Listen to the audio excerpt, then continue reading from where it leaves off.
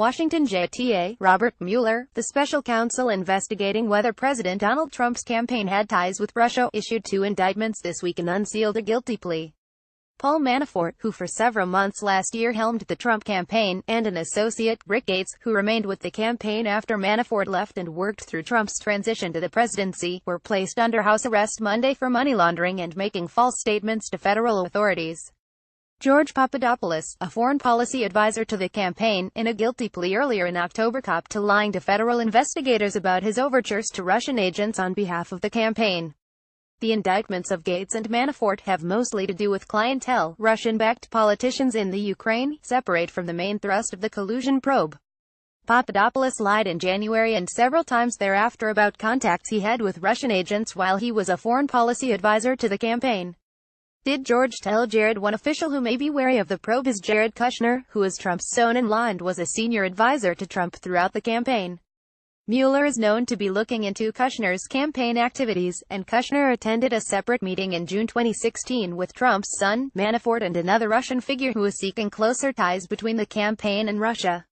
That figure, Natalia Veselnitskaya, offered dirt on Democratic candidate Hillary Clinton, as did Papadopoulos' interlocutors, in the form of hacked emails.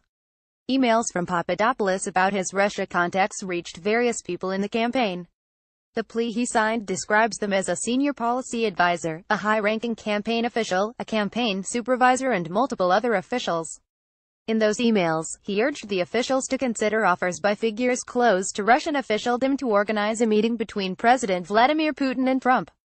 Many of the email recipients have been identified in the media. Sam Clovis, a campaign co-chairman, is the campaign supervisor. Corey Lewandowski, who preceded Manafort as campaign manager, is the high-ranking campaign official, and Manafort is another high-ranking campaign official. Many others, including the senior policy advisor, remain unidentified. It's not clear whether Papadopoulos told campaign officials about the hacked emails.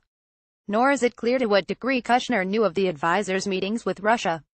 Manafort appeared to be skeptical of Papadopoulos' outreach, while Clovis encouraged it. Mueller, in releasing the Papadopoulos guilty plea, suggested there was more to come.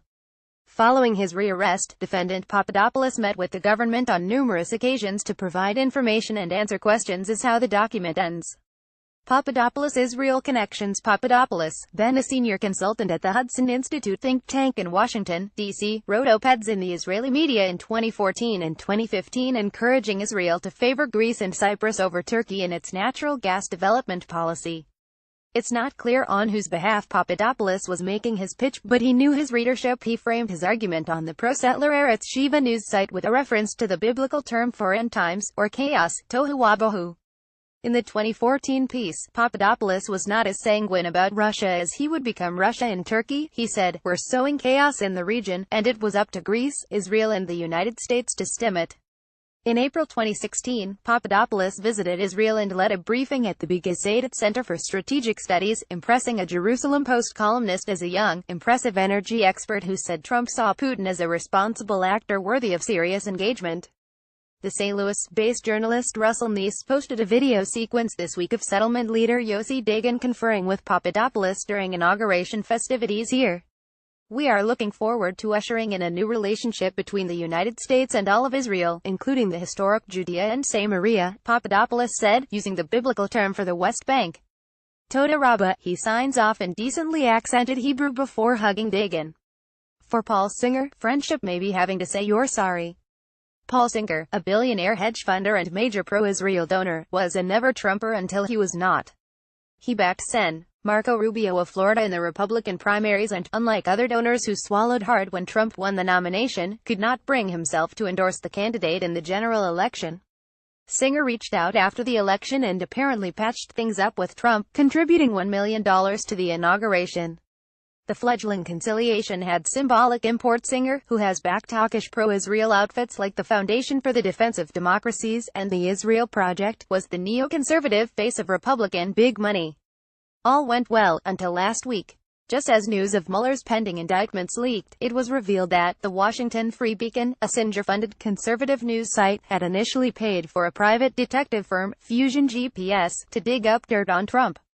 A Fusion operative, an ex-British spy, is behind the infamous and sordid document alleging that the Russian government has blackmailable goods on Trump. The dossier Singer, according to the Axios political news site, insists he did not know the Free Beacon was using Fusion, although he was aware that it was paying for opposition research.